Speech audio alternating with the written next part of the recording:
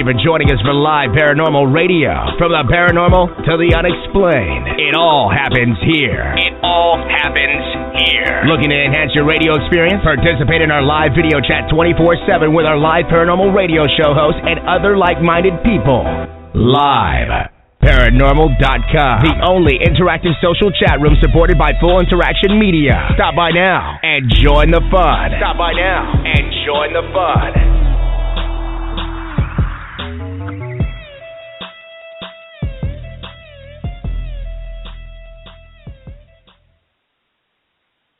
Well, hello, everybody. This is Nikki Paranormal, and you are listening to Paranormal SuperCon Radio. I'm going to go ahead and bring on my wonderful co-host, Jennifer Anderson.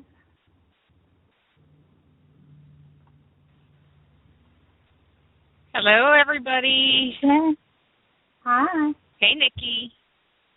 What's going on? Not much. Just got in from work, so you know how that is. Oh, yeah, I know. I'm recovering from my work day has not ended quite yet. I just stopped real quick to pop on here and do a show. Getting ready to log in here to the chat room. Everyone head over to LiveParanormal.com. Join us in the live interactive chat. I am late going over there, but that's okay because, fashionably late's more my style anyway, right? Better late than never. That's right.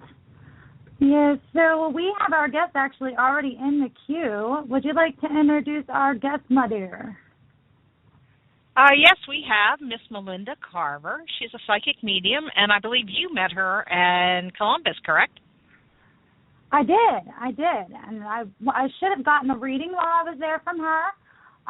But, it was kind of crazy, and, everybody was busy. I don't think there was a time, actually, when she had any availability at her area. It looked pretty busy, pretty bumping over there, so, that says a lot. So I'm going to go ahead and bring her on without further ado. Hello. Hi, Nikki. Hello, Jennifer. Thank you so very much for having me on with you tonight. How are you this evening? Thanks for coming on, Melinda. I'm doing wonderful. It's Wednesday. It's almost time for another show. Thank you so much for coming by the booth. I did get to talk to you for a couple minutes, Nikki, in Columbus 2 weeks ago. Are you going to be at the Cleveland show this weekend? No, actually, I'm not. I'm stuck here in Maryland. Trust me. I'd rather be there or anywhere else, really, because it's just been one of those weeks, So, yeah, I wish I was going to be there, but I'm not going to be able to. I'm sad. Oh. Well, I'll catch you at the next one. You're going to be there. Yes, I will. You'll be there, right? The gift of light, cool. And I think Rob will be there with a Live Paranormal table too. Gotcha. Cool. Sure. Cool. Yeah, I'm not sure either. I think I saw something possibly about that earlier, but who knows? It's Rob. So your booth was really crazy. Every time I walked past there was like a ton of people there. It looked like, I don't think you got a break, did you? Oh, well, my dad helps me. He sells my products and signs up everyone for readings. So I kind of get a minute here or a minute there to, run either outside or down into the ladies' room. Or when I do my talk. Right. So it's a lot of fun. I enjoy it. That was my 6th year in a row at that show. I love meeting people live in person at all the shows that I go to around the country, and it's a lot of fun. And I get to help people, and I get to do what I love all the time, and that's reading and helping people with issues that are going on in their life or connecting them with their deceased loved ones. So it's been a great, great time when I get to go to these shows. I'm so jealous. You said the key words, do what you love to do. And I actually this evening I kind of had a mental breakdown. My day job is not what I love to do, and I'm so incredibly jealous of A, your gift, but B, being able to do what you love to do and help people and really make a difference. And I think that's just absolutely awesome. So you're awesome. Thank you, Nikki. Thank you. I didn't always, was able to do this full time until April of last year when I was able to quit my day job. So I do the readings and traveling and classes and the radio shows full time now. So I have a lot more time now to do things that I want to do, like write articles for different online magazines and print publications. And quitting my day job, I went from having 4 workshops to 16. I wrote 8 of them last year from the time I quit, April to December, and then 4 the first 3 weeks of January this year. So, you have more time, but not always you have the time. You know what I mean? When you work your day job and then you do your other stuff like you are doing now. And I don't know, Jennifer, do you work full-time too now still? I work full-time. Yes, I work full-time, and then I do this. There's never enough time. Bi-weekly. Yeah, there's never enough time, is there, when you work your full-time and then you try to do another full-time job of, this. So I thought I would have more time, and I don't, because now I'm scheduled for more classes and more shows and more things, and then there's meetings and readings. So trying to find sometimes if I could get a day off, and I'm very, very jealous of my time when I do get a day off. I won't take readings. I won't do anything. I get to veg for a little bit or run errands like a mad woman, in between shows and traveling. So I love it. I wouldn't give this up for anything. I love talking to people. I love hearing their stories. I love helping them. And I love seeing them have that aha moment when you could help them. And that just keeps me going. That's absolutely awesome. So now you're a psychic medium. You're a psychic medium now. Do you do psychic readings plus what kind of readings do you do? Do you do like personal readings or more from people who have passed on to that person? I do all kinds of readings. I've been seeing spirits since I was a little girl. So I could see deceased loved ones and pets that have passed, your spirit guides, your angels. I could see ghosts and talk to ghosts. I could also see and talk to like fairies and elementals that are out in the wild and the woods. And I've been doing that since I was little. And then I also fell in love with tarot. So I can also do tarot and oracle card readings. And my readings are usually, when I'm in person, people like having cards between me and them because they get scared that I could pull this stuff out of their head and their energy and the spirits, and I could see the living around them, like issues they have at work or with their love life, and I'll say, oh, who is so-and-so, this living person, and this guy has this color hair and his face is this shaped and he wears this and his attitude's like that, and it freaks them out. So sometimes having those cards in front of us, it makes it more palatable to them. But I've been doing radio shows. I've had another previous radio show for 3 years, and I'm starting one with you guys on LiveParanormal soon.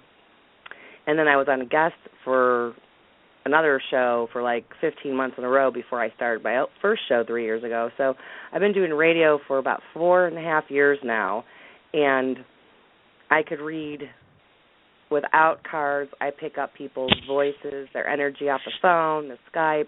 I've read for people all over the U.S. and Canada. I've read for people in South America, Europe, Russia.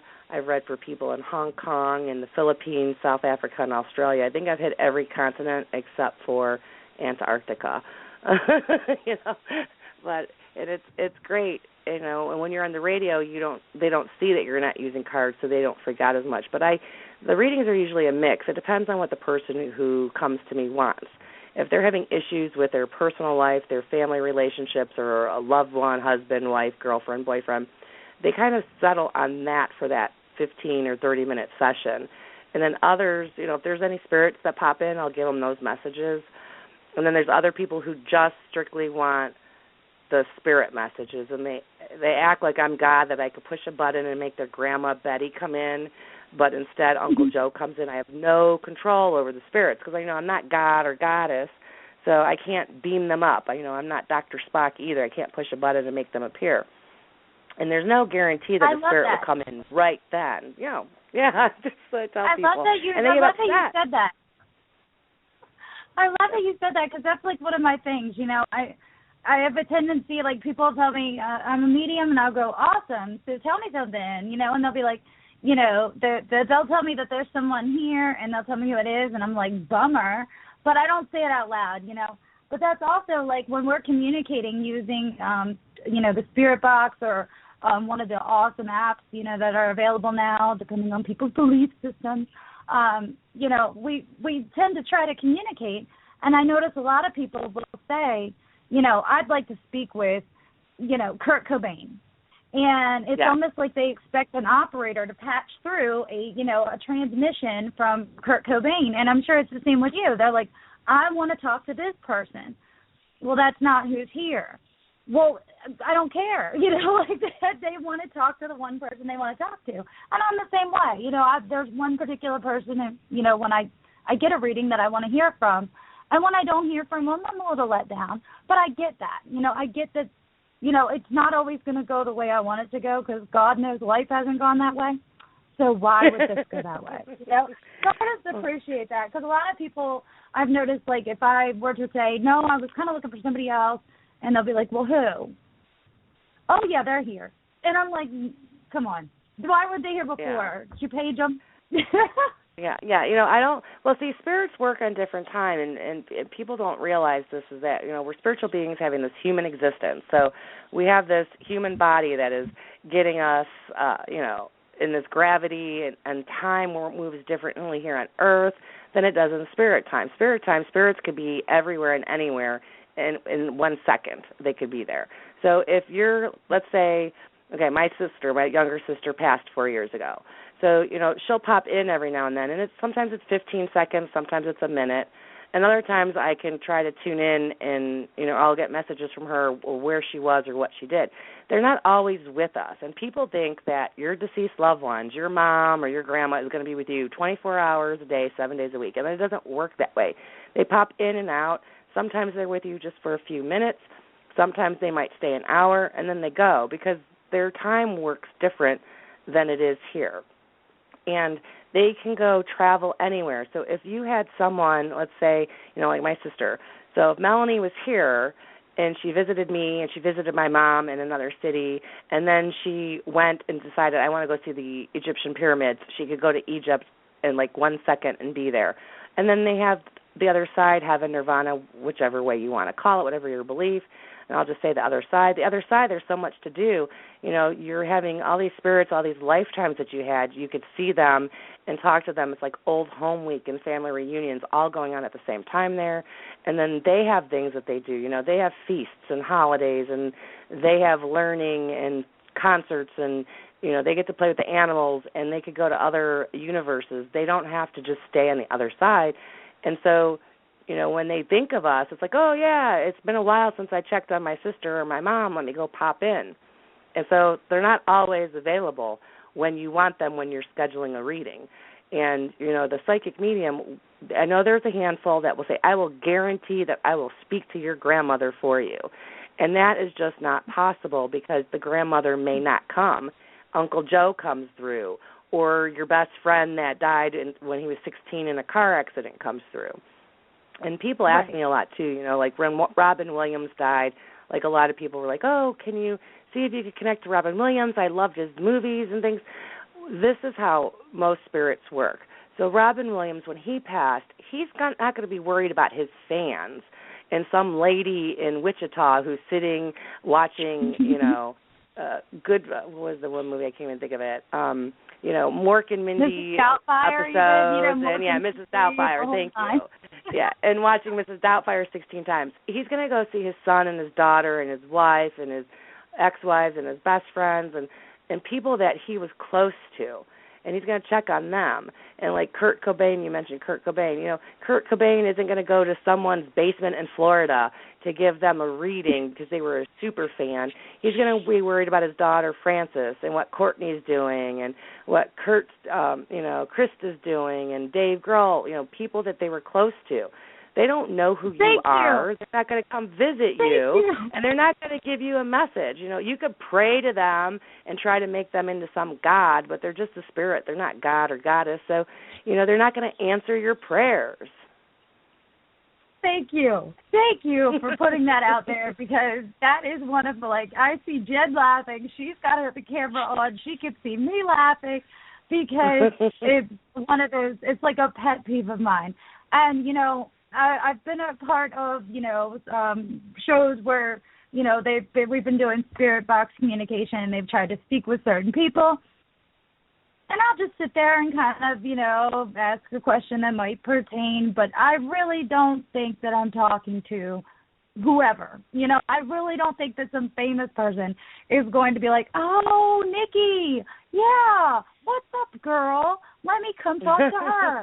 No, you know, we never had a connection. So why would they give a crap if I'm reaching out to them and everyone else on the planet is too? Because poor Robin Williams, if so, that man would have no rest. You know what I mean? Yeah, because like, everyone wants him to come there and do his voices. They want him to do that, good morning, Vietnam, you know. And he's not worried about some man that's in Germany. And, you know, he's going to be worried about his kids. And then when he goes back home to the other side, you know, past people that, when his life at this time, who died, who would meet him, and then there's his other past lives, and those people from those past lives, if they haven't reincarnated, they're going to be there. And it's like old home week. And they get busy, and plus they're healing their soul. They don't worry about people they don't know. And like I had this one woman, I used to do a lot of psychic fairs, and this woman would come to me each month that I was there. And I didn't go every month. I would like go every other month. And she was an older woman, and she wanted, you know, she was in her 70s. She wanted to connect to her deceased ex-boyfriend from high school. They had dated for like 5 or 6 months in high school, and then they broke up, and then he graduated and went off in the service, and then, you know, she graduated a year later and met her husband and married. And she would want her boyfriend, I remember his name was Jude, and she wanted Jude to come in.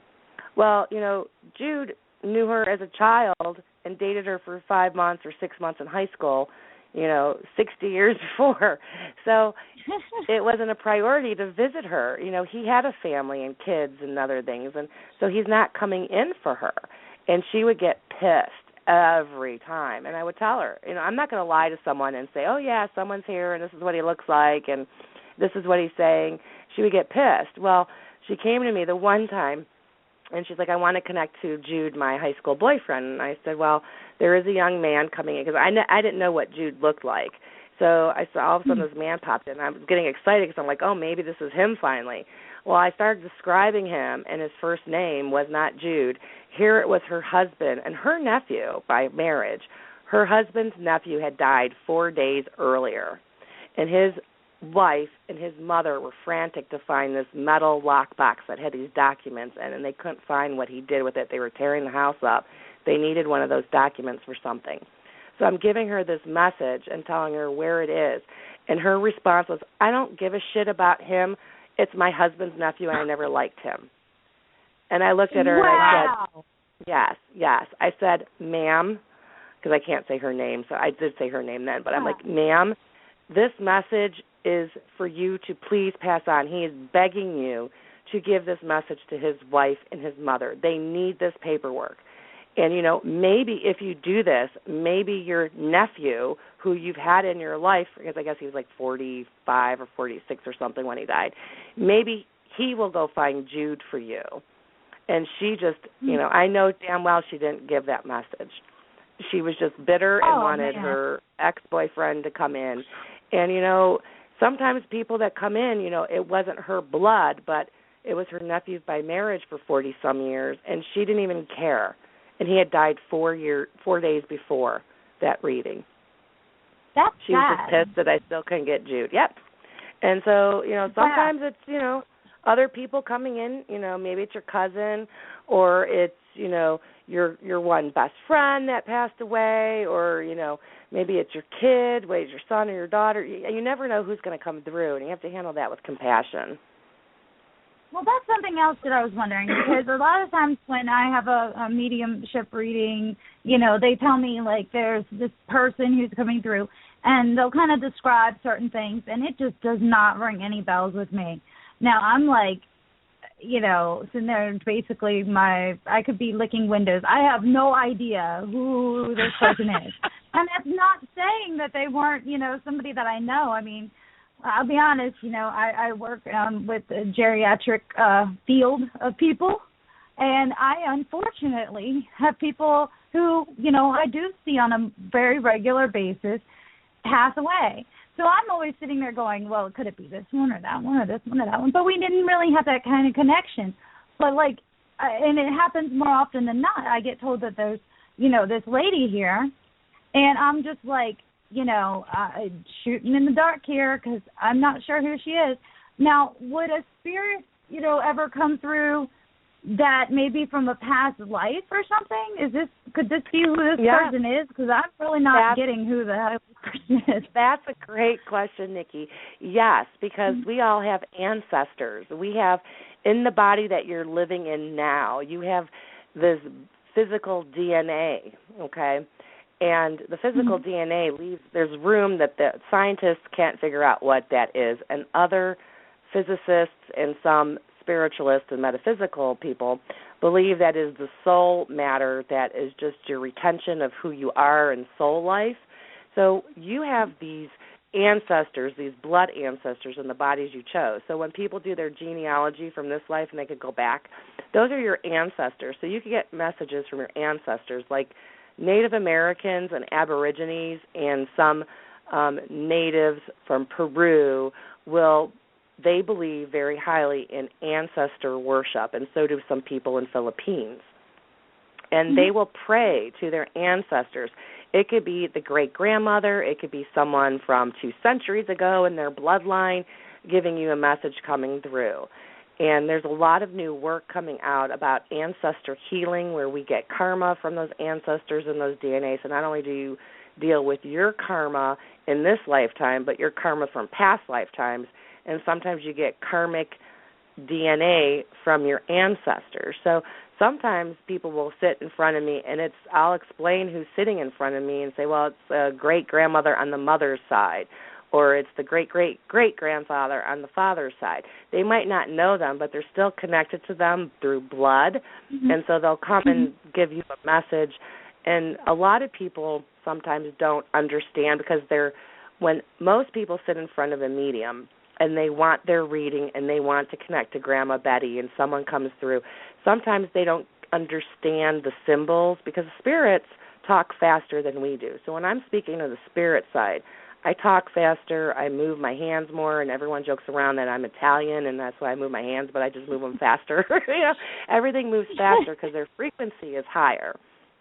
And when they give these messages, sometimes they show me symbols. They'll show me houses and cars or stuffed animals that they gave to that child that's sitting now in front of me, their grandson or their son or their nephew, and then they'll show me events, like times that they took them to carnivals and bought them popcorn, or they'll show me quiet walks. So I never know what they're going to show me, and that's just evidence of who they are so the person can connect. And sometimes the person sitting in front of me is so nervous and so scared they don't understand it. So sometimes I'll give them messages and they'll understand who it is, but they might not understand the symbols or the wording that the deceased person has told me. And then they'll call me back in a couple of days saying, I talked to my mom or I talked to my sister, and they remember that exact phrase is what he always used to say. And I remember I do these stand-up spirit circles, and I give messages to large groups of people in these spirit circles. And I had this one young man, I can't remember his name. He was in Sandusky, Ohio. I was at a store out there. And this young man came through who died in this motorcycle accident. And the only reason I remember this is because he made such a big deal of it that night and then called me and then emailed me about it. The only person who came through for him was this man, and it was saying it was his uncle and that he died in this car or this motorcycle accident, and he had all this road rash and that he didn't want to pass for a while, and he was earthbound for a few months and then finally went through. And he was arguing with me and screaming at me in the middle of the spirit circle, which is always rude, okay? And so if you're going to a spirit circle and you're going to start screaming and yelling at the medium because you don't like the message, shame on you. Anyhow, so, the store owner was, beside herself that I upset her customer. And I'm like, lady, you know, oh, my goodness. I don't edit. I give whatever the message is. So, you know, 2 days later, there's this long message on my voicemail from this guy, and then he sent me an email that he had talked to his dad that night before, and his dad's like, yes, that was, I can't remember if it was the dad's brother or if it was his stepbrother. I can't remember. And, you know, he died in the 70s, and you were like, you know, 10, don't you remember him? And he was showing him pictures, and it was the same name, the same look, the same description. I showed him exactly how the guy died, and so his dad yelled at him for screaming at me, and so he had to call me and apologize, and he wrote me this big, long email about it. Well, good. And now you that should guy, have.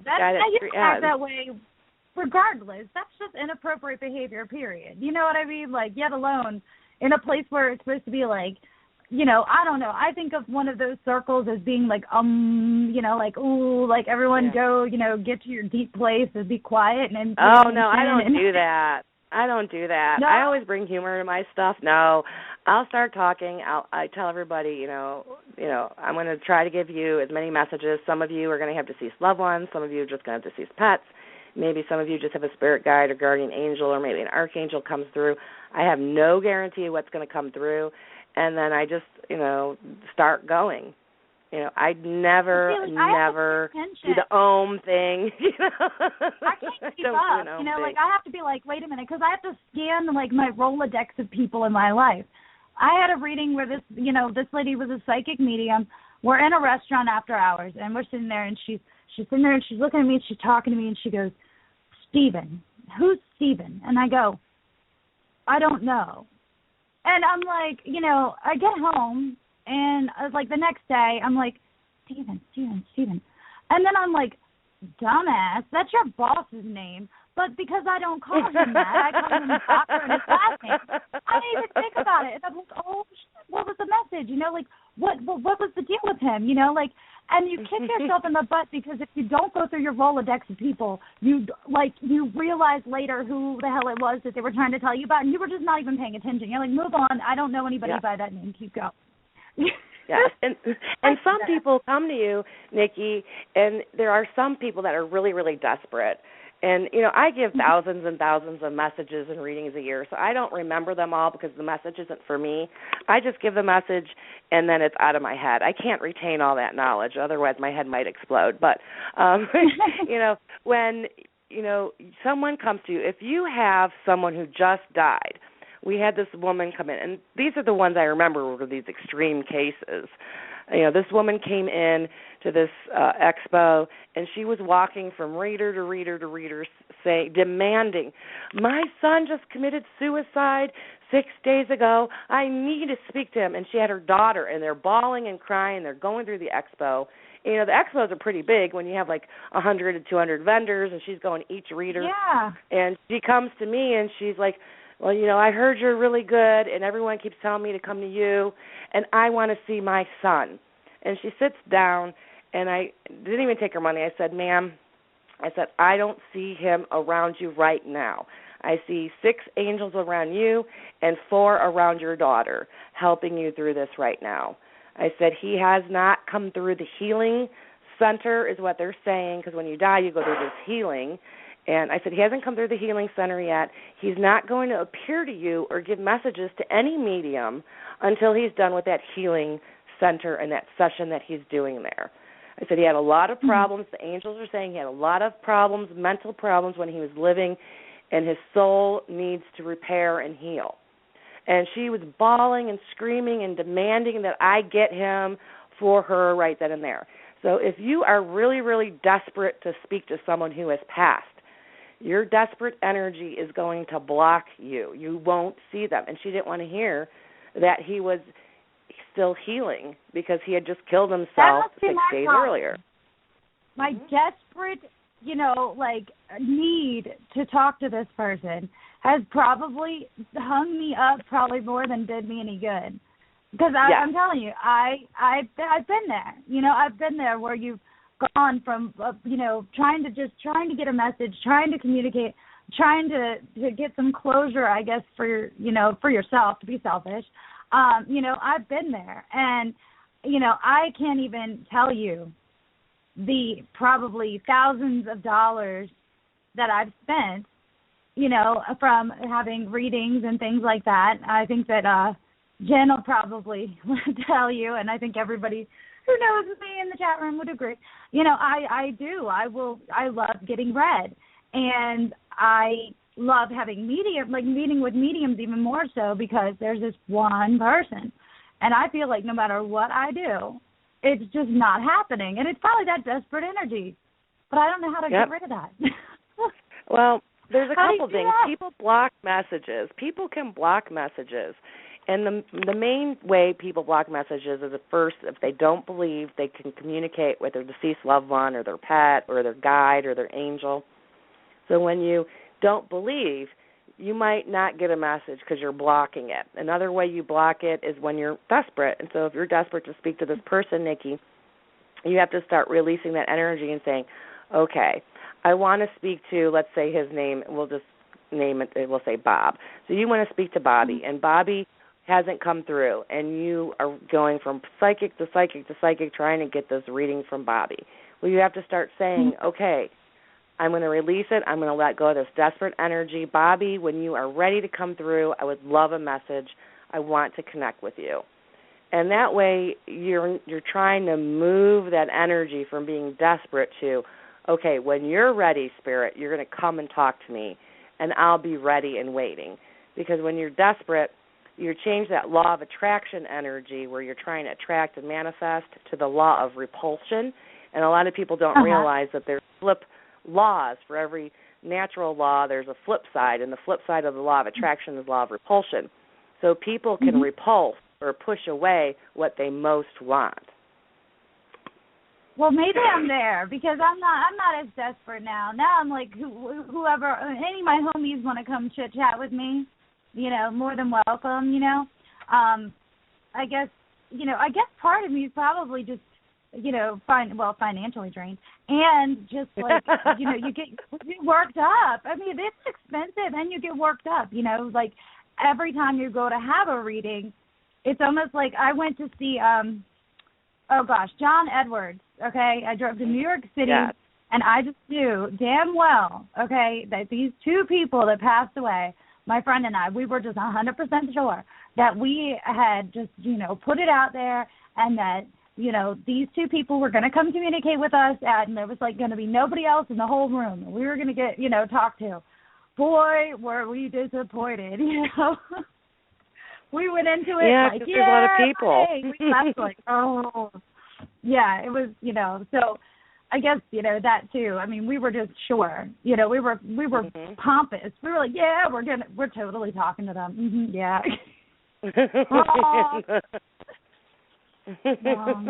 Well, a good tip for people out there listening is, if you're going to make an appointment with a psychic medium, if you want to connect with someone who's deceased, see that person in your mind's eye. Usually when you're either meditating, and I can't meditate, I don't do the kumbaya and the music and stuff, I can't do that. But when you're late at night, when you're getting ready to go to sleep, when you're taking all those lists of things you got to do out of your head, you can calm down and you can say, okay, Bobby, I would love for you to come to this message and give me a message. I'm going to see XYZ medium tomorrow at 4. Please come in and give me a message. I want to hear from you. I'd love to hear from you. And you can put that out, or you can ask your guardian angel to go and get the person and bring them there, or ask one of the archangels, like Archangel Gabriel, because he's the messenger angel, and he can go back and forth and try to bring that spirit to you. Now, it depends on what they're doing, if they're going to come. And, again, Robin Williams isn't going to come see me to give me a message for you, and Kurt Cobain isn't going to come in and give me a message for you either. But if it's someone in your life, and if they haven't had a horrific death, because some people, they'll come to me and they'll say, well, my grandfather passed away 22 years ago, and I haven't heard from him for, 20 years. And sometimes that means that the person has reincarnated. Some people reincarnate quickly, which was in about 5 years after that they pass, and others don't.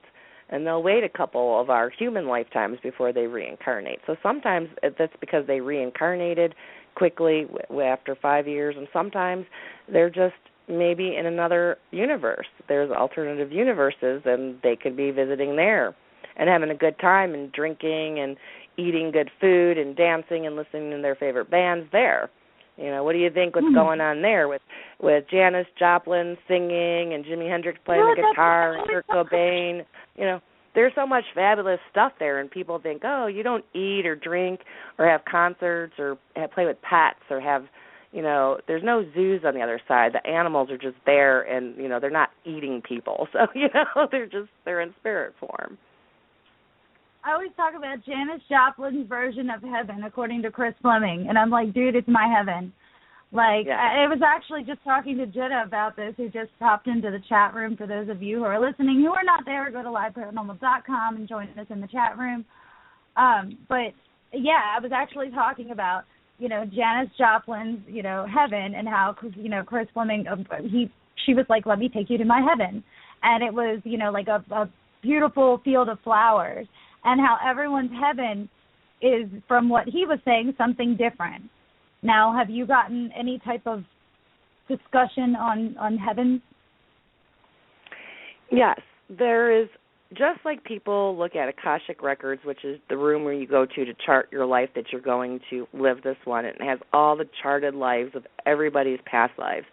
So some people who go into that Akashic Record room will see this huge library with scrolls, and it's ancient and looks like a temple, and others see this sleek info technology thing. It's what it is that you believe. But for heaven, for most people, it's this love and warmth, this divine light that surrounds you. You're in the presence of God and Goddess, and yes, there is a goddess, because, if we were all made in God's image, there would be nothing but men on this planet, okay, and no, women were not created from Adam's rib. Right? Because, there is a goddess. So you have a mother and father God, and you're in their presence. And heaven can be, some people want to live in the clouds and see angels strumming harps and blowing horns. So those are the people that will live over there. Others see heavens as beautiful beaches and, wild animals. So they'll see the wild animals in the beaches. And others live in gardens, or they live in these ancient temple houses or these big castles. So heaven is a reflection of every thought that we've had, and we create that. What do you think where builders and architects come from? Because they build on the other side. And there are buildings and things for people to do. There's healing centers, and there's ascended masters and teachers that are sort of like our doctors and teachers here. And they help you heal and help you learn, because you want to become closer to God and Goddess. And everybody who is born has that divine spark of God and Goddess within them. It's their soul. And you can astral travel home, or the other side, whichever way you want to call it, every night if you want. You could travel to alternative universes, and that's why people wake up in the middle of the night and they feel like they just fell into their bed, because they're landing, their soul's coming back into their body, or they feel paralyzed because their soul hasn't integrated with their body yet. So when you do this astral traveling, you could go home, you could visit all kinds of places, and this is where a lot of people get their inspiration. Because right now, this is, everyone thinks, oh, there's a devil and there's a hell and the center of earth and it's red and fire and brimstone. And no, hell is here on earth because you're in perpetual high school. You're on a learning curve every day, no matter how old you are, and you're dealing with petty people and jealous people and happy people and miserable people and good people and not so good people. And that's life here on earth. And when you go home, you don't have to worry about that, because it's all divine love and light.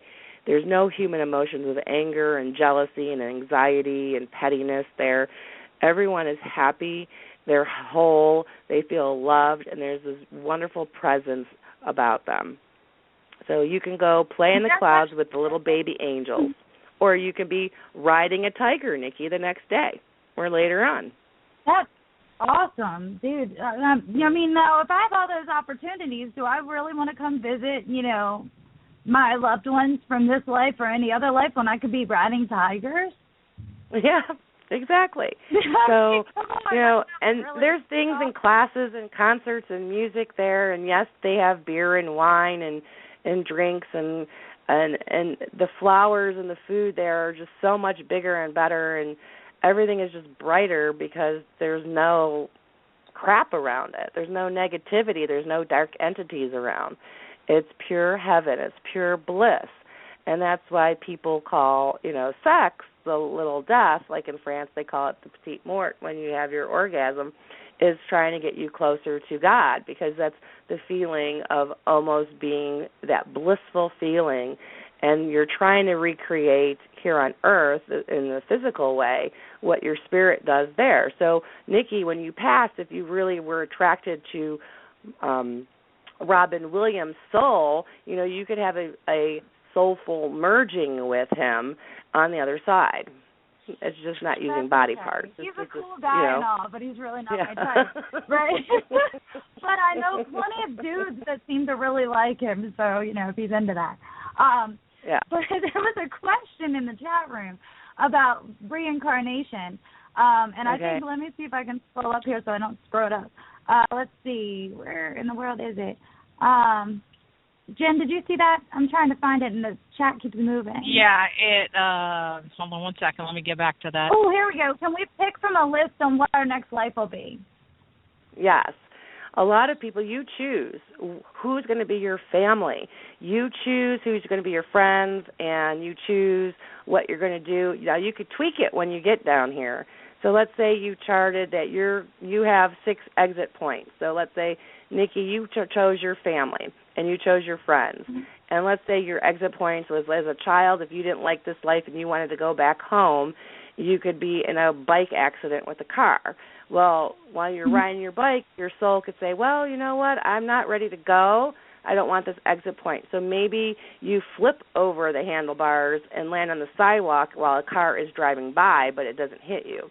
Or it could be Jennifer decides that she has an exit point where she goes on a plane, and she could decide that she's going to go on this small plane with someone, and they get lost together to make the soul pact that they're going to go get lost and land in some little mountain area. And she could decide, well, you know what, I'm not ready to go, so she changes her mind about getting on that small plane, and Jennifer continues to live. So you choose who is your family. You choose your lovers, your spouse. You choose if you're going to be gay or straight. You're going to choose if you're going to be white or Indian or black or Native American, or you're going to be Chinese or Russian. You choose that. And then you live that life, and you have exit points for when you decide you want to go.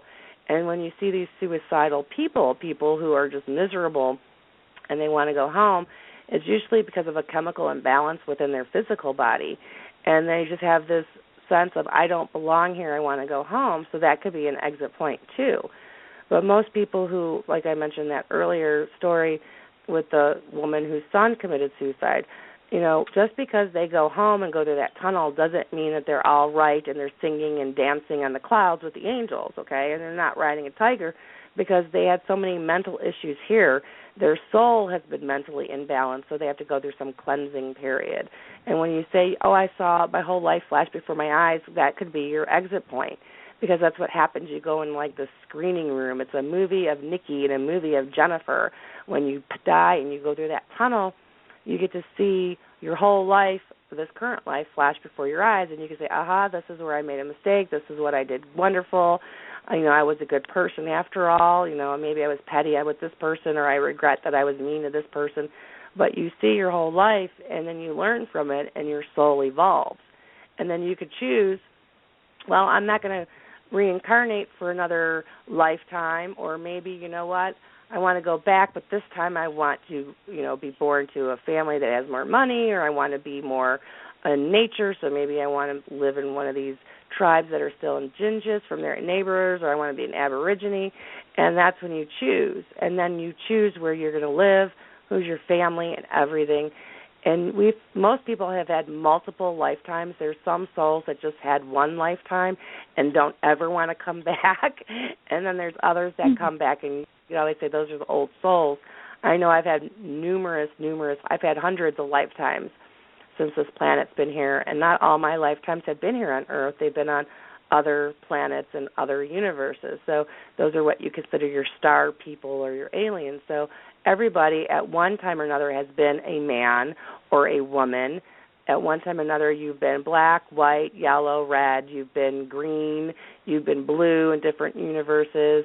You've been sexless in different universes. In other universes, you're straight or gay. Other lifetimes, you might have been the mom or the dad, or you had no kids, or you couldn't have kids, or you died in a fire, or you died of natural causes as an old age. So there's all these different things that you choose. And this is what people have. And reincarnation is in every single holy book, as are angels. And a lot of people want to argue with this. But there's life after death, and that's in the Christian book, where, Jesus rose Lazarus for everlasting life, and Jesus goes to everlasting life.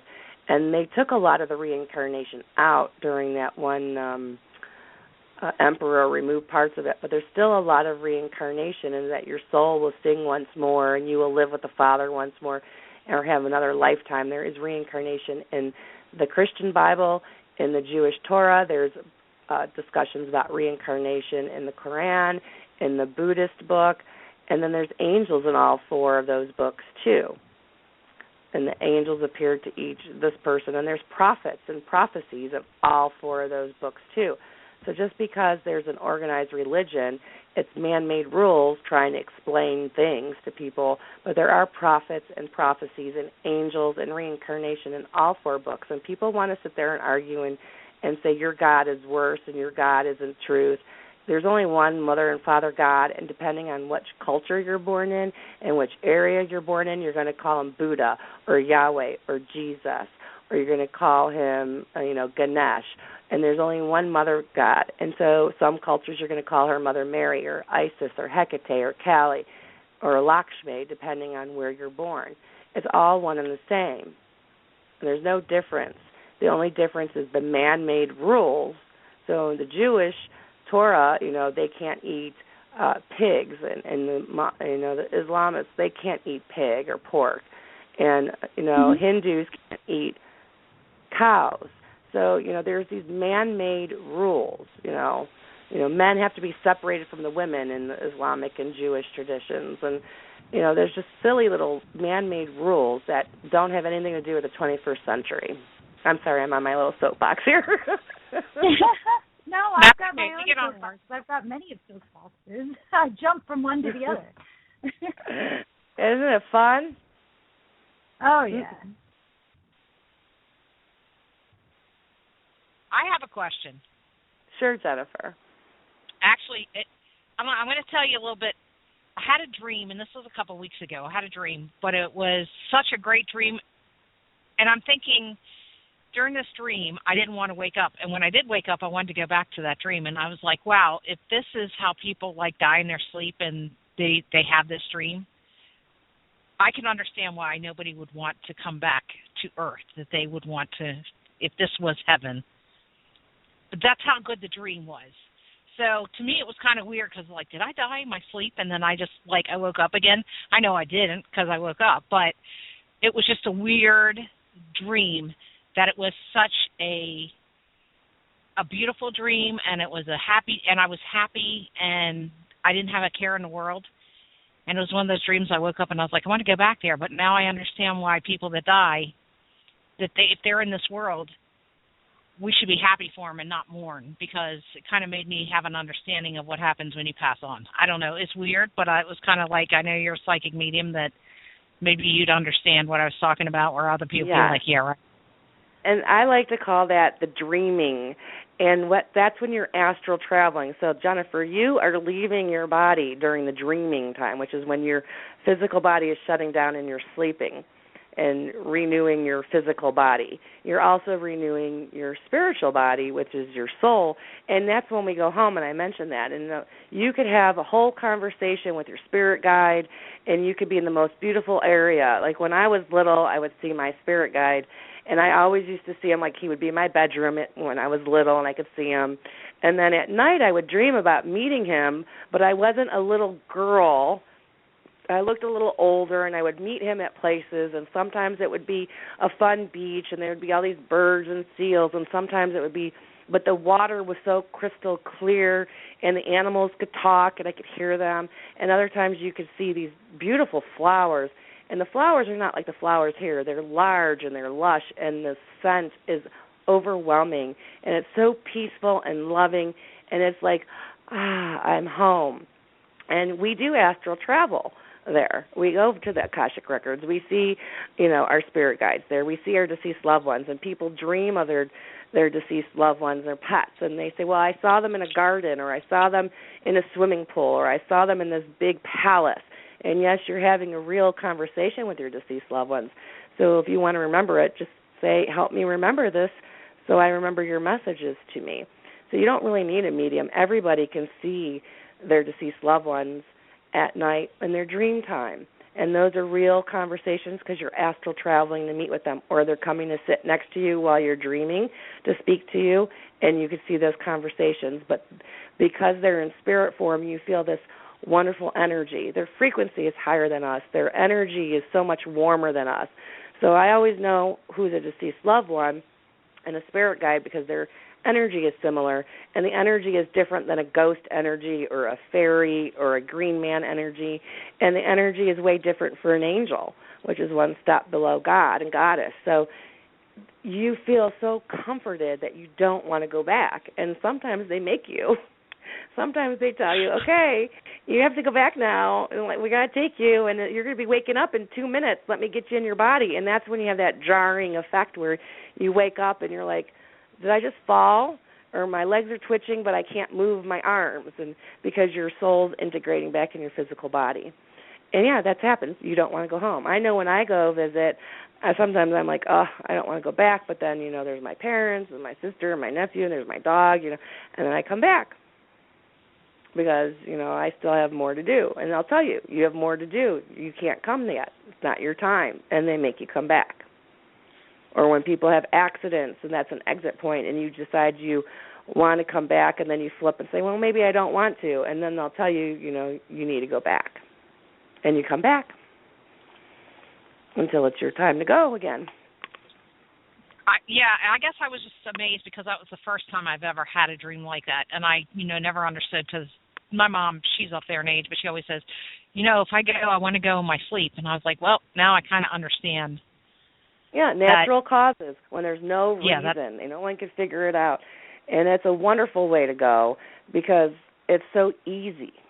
It's so easy for the person because when we choose to die, if you choose to die in a mass event, in an accident or an airplane or, 9/11, or you choose to go during a tsunami, it's so jarring on your physical and spiritual self that's why so many people, so many spirits come to get you. And here's the one thing. 3 years ago, there was that humongous earthquake in Japan. Everybody remembers that. It was a huge earthquake, and then all of a sudden a tsunami came. And that was a mass exodus of people who left this planet to go back home. Well, whenever there's some mass exodus planned, or when there's a lot of wars, there are spirits that sign up on the other side to come back here to help guide those souls into the light. Otherwise, we'd have a hell of a lot more ghosts around, okay, because it's such a horrific event. And the reason I know this is because it was like 6 months after my sister died. And my sister was my younger sister. She was my baby sister. She was a school teacher. She loved elementary school children. She loved them. And I had this vision of her in the middle of the night with this blue dress on, and she was with, I felt as Mother Mary. And she had this string of little Asian children behind her. She was flying in the air in this V shape with her hands outstretched and this line of little children on her right hand and a line of children on her left hand. And I woke up going, why is my sister flying in the air with these little Asian kids? It made no sense to me until I turned the TV on. So my sister allowed me a glimpse, or when I was astral traveling, I glimpsed my sister helping conduct those little kids to cross them over back home. So that's what happened. Sometimes they're not with you because they're in another part of the world helping collect souls and bring them back home during traumas into the light. And when you die, your family, your current family that has passed, or your friends, your past life friends have come to greet you, to make you come in the light. And then there's some people who refuse, and those are the ones that remain behind, and those are your ghosts because they haven't healed yet.